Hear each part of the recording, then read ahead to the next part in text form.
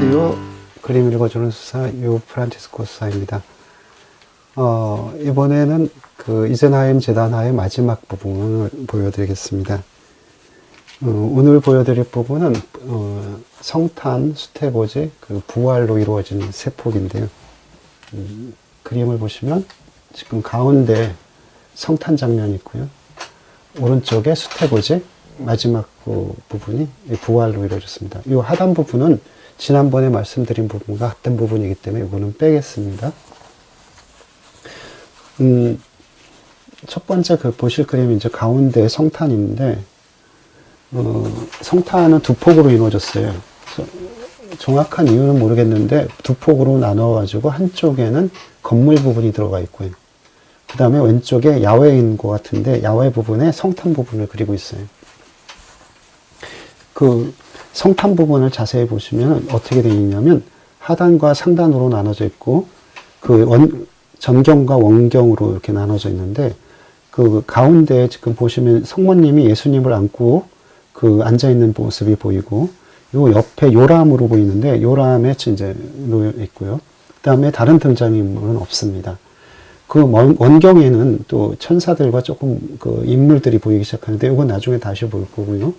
그 너머에 그 하늘에서 성부 하느님이 그 빛을 이 땅으로 성모님을 향해서 빛을 보이는 그런 장면이 보이고 있고요. 이걸 자세히 한번 살펴보면은 조금 아랫부분은 확대한 부분이고요. 여기 성모님이 앉아있는 이 부분에 뭐가 있냐면 그 성모님이 앉아있고 요람이 보이고 그 다음에 그 아기를 낳았을 때 썼을 것 같은 그 목욕 아기 물통이 하나 보이고 물그릇도 보이고요. 그 너머에 이제 건물들이 보이기 시작하는데 그 상단부에 하느님이 그 천사들을 이렇게 하늘을 뚫고 나오면서 그 천사들을 보내고 있는데 여기 보면은 인물들이 좀 보여요. 그 다음에 멀리 건물도 하나 보이고요. 조금 더 자세히 보면은 여기 천사 둘이 목동들에게 그 예수님의 탄생을 예고하는 장면이에요. 그리고 그 안쪽에 보면은, 아래쪽에 보면은 성모님이 아기 예수님을 안고 있는데 아기 예수님이 목줄을 이렇게 만지작거리면서 성모님을 사랑스럽게 쳐다보고 있고요. 성모님 역시 아이를 깊은 그 사랑의 눈으로 쳐다보고 있어요. 그리고 또한 보면은 성모님이 입고 있는 옷을 가만히 보시면 굉장히 우아한 어떤 그런 모습인데, 이 사진에 보면은 아기 예수님을 안고 있는 이 천은 누더기예요. 완전 누더기의 옷을 입고, 그 누더기를 아기 예수님께 바치고 있는데, 보면은 성모님의 옷은 금으로 장식된 어떤 옷이고, 여기 보면 단비털 같은 어떤 모피로 장식된 아주 우아한 귀족적인 옷을 입고 있어요. 그런데 아기 예수의 어떤 포대기는 정말 헐을 대로 헐어가지고 다 낡은 구멍이 뻥뻥 뚫린 그런 포대기를 쓰고 있고요.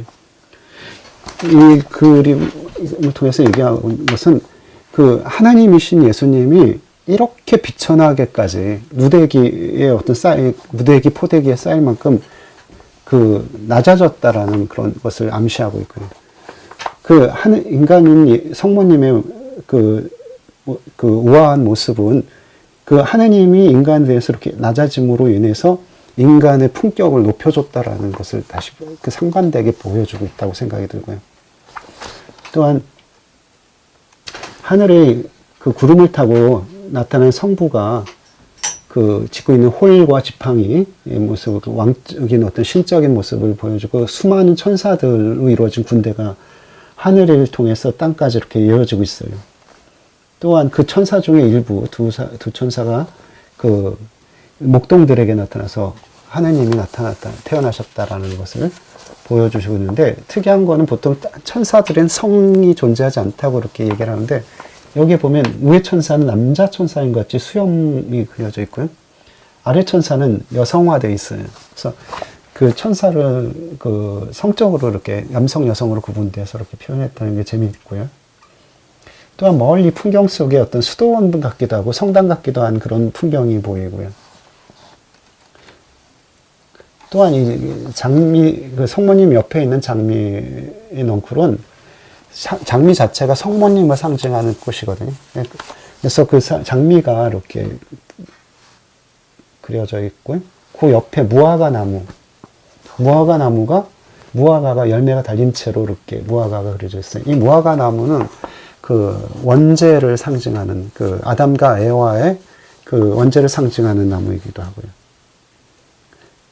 그래서 이거 지금은 그림을 다시 보면 여기 장미 성모님의 어떤 순결과 어떤 사랑, 하느님에 대한 그 사랑을 의미하는 장미꽃이 보이고 왼쪽에 그 아담과 에와의 무화과 나무가 동시에 두 개 보임으로 해서 그 인간적인 어떤 죄가 성모님의 어떤 그런 순종과 사랑을 통해서 예수님을 잉태하게 되고 잉태된 그 사건이 바로 이제 구원으로 이어진다라는 어떤 신학적인 암시를 계속 품어주고 있고요.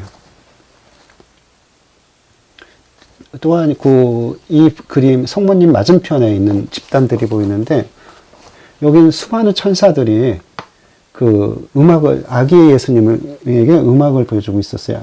그래서 이 작은 그 집들이 그 마치 무대처럼 펼쳐져 있고요. 그래서 이 천사들의 모습도 굉장히 다양한데 여기 아기 예수님과 비슷한 그런 아기 천사들도 보이고요.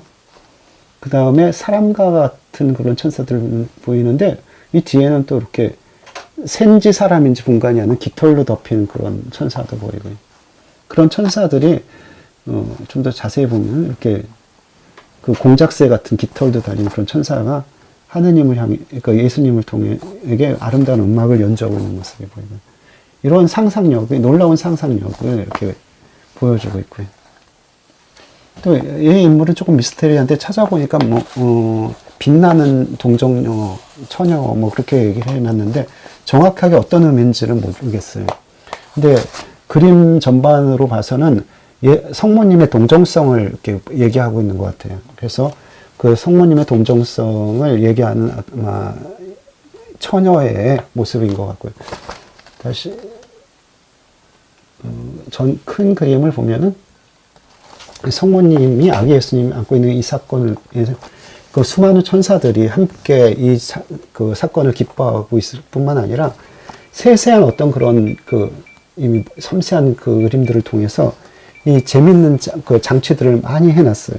여기 조금 더 그 확대된 그림을 보면은 이거 보면 여기 놓인 물그릇이라든가 주전자 아니면 이 물그릇 이런 어떤 그 아기 태어났을 때 목욕했던 목욕통 같은 그런 그림들이 이런 어떤 투명한 이런 재질 느낌들이라든가 이렇게 놀라운 그루네발트의 어떤 상상력과 어떤 표현력들이 이렇게 돋보이고 있고요. 두 번째, 양 옆에 붙어 있는 성모 영보와 부활인데, 성모 영보 사건을 먼저 보면 총 두 인물이 보이고요. 그 다음에 상단에 어떤 건물과 건물 장식이 보여요. 근데 이 그림 앞에 이렇게 커튼이 쳐져 있는데, 커튼이 적겨져 있는데, 성모님이 송서를 읽다가 그 천사를 만나는 장면이 보이거든요. 가브리엘 천사가 나타나서 어딘가에서 하늘에서부터 내려와가지고 지금 발바닥을 하나 디디면서 이렇게 착취하는 듯한 장면을 성모님이 놀라서 고개를 돌리면서 맞이하는 그런 장면이 보이는데, 바로 이 장면은 성모님께서 가브리엘 천사를 가브리엘 천사가 방문하는 장면을 얘기하는데, 위에 보면 요 한 조각상으로 건물의 장식으로 보면 한 인물이 보이거든요. 인물분을 확대해 보면은 바로 이 인물은 누구냐면 이사야 예언자예요. 이사야 예언자인데 이 이사야 예언자가 가지고 있는 이 부분은 이사야 예언서의 어떤 부분이냐면 이사야 예언서 7장 14절에 있는 부분을 펼치고 있는 것 같아요. 그러므로 주님께서 몸소 여러분에게 표징을 주실 것입니다. 젊은 여인이 잉태하여 아들을 낳고 그 이름을 임마누엘이라 할 것입니다. 하는 그 장면을 이 사건의 어떤 보증을 예언되었던 일이라는 것을 얘기하고 있어요. 그래서 이 아래에 일어나는 사건을 바로 성서적인 어떤 보증으로서 이 이사야 예언자가 등장해요. 해서 이 사건을 얘기해 주고 있고요. 그런 거로 인해서 이 사건이 바로 하느님으로 통해서 관배된 사건이라는 것을 보여주는데, 재밌는 것은 이 사건이 일어난 건물을 고딕풍의 어떤 그 건축 양식에 이렇게 신뢰를 보여주고 있는데, 아주 섬세한 표현을 통해서 재밌는 어떤 볼거리들을 제공하고 있고요. 세 번째 그림은 이제 마지막 그림인데, 예수님의 부활 장면이에요. 이 부활 장면은 놀라울 정도인데, 그 1400년대에 그려졌다는 것이 놀라울 정도인데, 예수님이 관뚜껑을 드러내버리고 길게 그 하늘로 떠오르는 장면이 보여주고 있고요. 예수님의 수위는 바로 무덤으로부터 연결되어 있어서 그 별개 사건이 아니라 죽음을 통해서 일어났다는 사건을 보여주고 있는데, 몸이 햇처럼 빛나고 있어요. 얼굴을 통해서.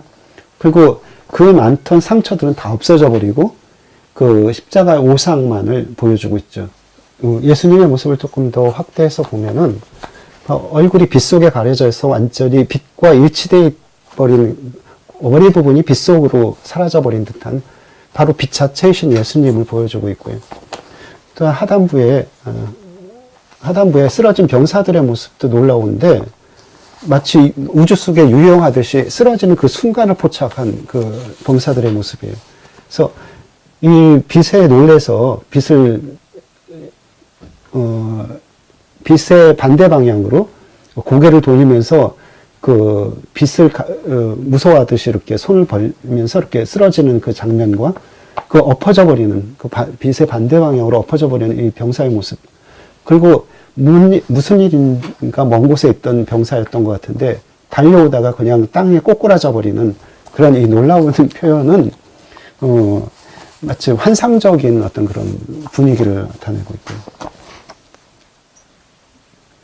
특히 이 뒤에 그 병사의 모습은 마치 한순간의 어떤 그 사건이 영원으로 그 이어지듯 하는 어떤 순간과 영원의 모습을 보여주고 있는 것 같아요. 그래서 밑에 하단부에 어떤 그 세속적인 어떤 순간에 일어날 수밖에 없었던 그 한순간을 살고 간 어떤 죽음의 모습이고, 그 상단부의 모습은 바로 부활한 예수님의 모습을 통해서 어떤 희망을 얘기하고 있는데, 근데 왜 저는 궁금했던 점이 이 그림 하단, 오케이. 왜 성탄과 부활을 같이 놨을까라는 그런 어떤 의문점이 있었어요. 그래서 이거에 대해서 이렇게 자료를 찾아봤는데 정확한 자료는 나오지 않고요. 그래서 제가 추측하기로는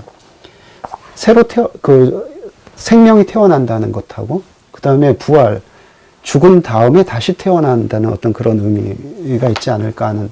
그래서 그 전체적으로 어떤 사건들, 그 자기의 운명을 받아들이는 성모님의 모습을 통해서 그 환자들이 그 자기의 처한 어떤 상황을 받아들일 수밖에 없고, 그걸 통해서 하느님의 어떤 그런 예견된 어떤 배려가 이루어질 거라는 어떤 암시를 주고 있고요. 그 성모님의 어떤 그 아기 예수님을 잉태한 어떤 이 아름다운 모습을 통해서 그 어떤 희망과 어떤 생명에 대한 어떤 그런 그 생명 자체, 우리가 태어났고 이 삶이 증오스럽지만 그것이 바로 하나의 축복이라는 것을 그 제시하고 있고, 또한 그것이 지금 현재의 어떤 고통이나 그런 것을 갖다가 다시 한번 그 죽음을, 그 지금의 고통이나 어떤 괴로움이라든가 그것이 죽음이라는 어떤 그런 상황에서 벗어나게 되면 바로 이제 놀라운 어떤 부활의 모습을 보여주고 있다라는 사실이에요. 이런 어떤 그 희망의 모습을 다시 얘기하고 있고요. 그래서 그걸 통해서 우리에게 이 그림을 접하게 되는 그 병원 속의 환자들에게 그것이, 그 고통이 끝나는 게 아니고, 그 다음 어떤 새로운 어떤 약속이 있고, 그 숙명이 바로 하나님이 우리에게 주신 어떤 예언된 그 어떤 길에 우리의 운명이면서 받아들여야 될 것이지만, 그걸 극복하고 이겨내고 인내함으로 인해서 새로운 약속을 또 부여받게 될 거라는 그런 희망을 얘기하고 있습니다. 오늘 이것으로 마치겠습니다. 감사합니다. 수사님께서 이 제자나를 네. 선택하신 이유가 지금의 사람들과 고통받고 있는 많은 사람들한테도 또 메시지가 또 될 수 있을 것 같아요. 그래서 수사님께서 그런 메시지, 마지막 메시지 좀 해주시면. 이 그림을 선택한 이유는 그 당시나 지금이나 똑같다는 생각이 들거든요. 그 당시는 어떤 의료라는 어떤 의료가 발달되지 않은 상황에서 어떤 그 병으로 인해서 수많은 사람들이 죽어갔고, 지금 또 다시 세월이 흘러서 과학이 발달되고 의료가 발달됐지만 또 많은 사람들이 또 죽어가고 있거든요. 다른 이유로. 물론 전쟁이나 뭐 어떤 그런 것도 있지만 지금 또 과학으로 다 치료 못하는 병들이 또 있거든요.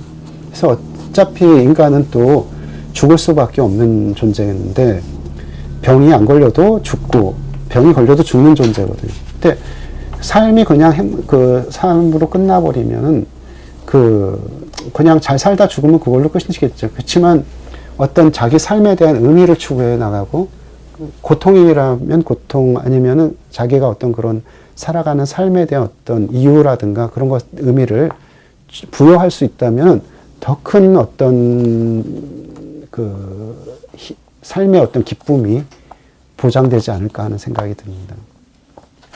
감사합니다. 감사합니다. 네.